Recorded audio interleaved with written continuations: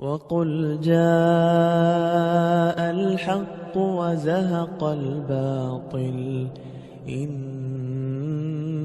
الْبَاطِلَ كَانَ زَهُوقًا. الحمد لله رب العالمين والصلاة والسلام على أشرف الأنبياء والمرسلين نبينا محمد وعلى آله وصحبه أجمعين. قال الله تعالى: اتبعوا ما أنزل إليكم من ربكم ولا تتبعوا من دونه اولیاء قلیلا ما تذکرون. برادران اسلام، دینی اور ملی بھائیو، دوستو اور ساتھیو، یہ ماہ ربیع الاول 1441 ہجری ہے اور میلادی لہابی ابو لہب کی سنت ادا کر رہے ہیں. احمد مجتبی محمد مصطفیٰ صلی اللہ علیہ وسلم پر جو ایمان نہیں لایا تھا، جو نبی کا دشمن تھا ابو لہب، اگرچہ آپ کا چچا تھا لیکن نبی اکرم احمد مجتبی محمد مصطفیٰ صلی اللہ علیہ وسلم کا پکا دشمن تھا. اور نبی کے دشمن کا طریقہ ان میلادیوں نے اپنایا ہے. دلیل بھی کہاں سے لی ہے ذرا دیکھیے. یہ میلادی لوگ کہتے ہیں کہ بات یہ تھی کہ ابو لہب حضرت عبداللہ کا بھائی تھا. اس کی لونڈی سویبہ نے آ کر اس کو خبر دی کہ آج تیرے بھائی عبداللہ کے گھر فرزند یعنی محمد رسول اللہ صلی اللہ علیہ وسلم پیدا ہوئے. اس نے خوشی میں اس لونڈی کو انگلی کے اشارے سے کہا کہ جا تو آزاد ہے. یہ جا الباطل، جا الحق جس کا نام رکھا ہے، اس کے جلد نمبر 1 صفحہ نمبر 235 پر یہ بات ہے. جتنے میلادی ہیں یہ لہابی ہیں. کون ہے؟ میلادی لہابی. یاد رکھیے گا اس کو. اب سوچنے کی بات تو یہ ہے کہ یہ ایک خواب ہے. کیا ہے؟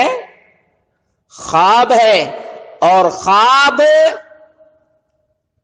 دین مصطفیٰ میں حجت اور دلیل نہیں ہے. خواب و خیال کا دین میں کوئی اعتبار نہیں ہے. دوسری بات یہ ہے کہ یہ قصہ بیان کرنے والا عروہ بن زبیر ہے، تابعی ہے، اور تابعی نے یہ بات بیان کی ہے. یہ مرسل روایت ویسے بھی ضعیف ہے. ایک تو خواب ہے، دوسرا نمبر پر یہ روایت ضعیف ہے. یہ روایت ضعیف ہے تو ضعیف روایت سے استدلال کیا جا سکتا ہے؟ نہیں، کبھی نہیں کیا جا سکتا ہے. نصب الرایہ جلد نمبر 3 صفحہ نمبر 168 پہ لکھا ہوا ہے کہ یہ عروہ بن زبیر تابعی کا قول ہے جو مرسل ہونے کی وجہ سے ضعیف اور ناقابل استدلال ہے. اور حیرانی کی بات بتاؤں، جتنے میلادی ہیں یہ نفس کے پجاری بھی ہیں. کیوں؟ اس لیے کہ جب عقائد کا معاملہ آتا ہے تو کہتے ہیں کہ یہ خبر واحد ہے، اس لیے ہم اس کو نہیں مانتے. تو یہ عروہ بن زبیر تابعی کی بات کو لے کر اور ابو لہب کی سنت ادا کر رہا ہے. اور تیسری بات یہ ہے کہ یہ کافر تھا. کافر اور کافر کے بارے میں یہ کہا جاتا ہے کہ لونڈی کو آزاد کرنے کی وجہ سے اس کو تھوڑا سا آرام ملتا ہے، جبکہ اس کو اللہ رب العالمین نے فرمایا تبت یدا ابی لہب وتب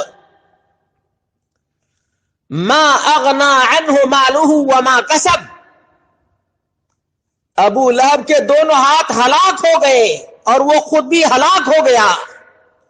اسے اس کے مال اور اعمال نے کچھ فائدہ نہ دیا.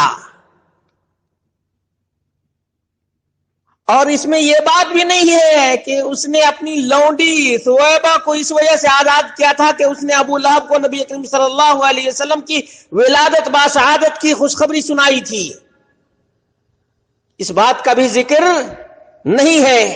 اس لیے ان ناچنے گانے والوں کو نچنیاں اور گویے اور ڈانسر لوگوں کا طریقہ پسند ہے.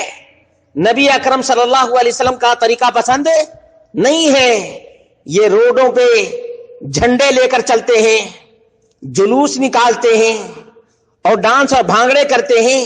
یہ دراصل یہ کفار اور اغیار کا طریقہ ہے.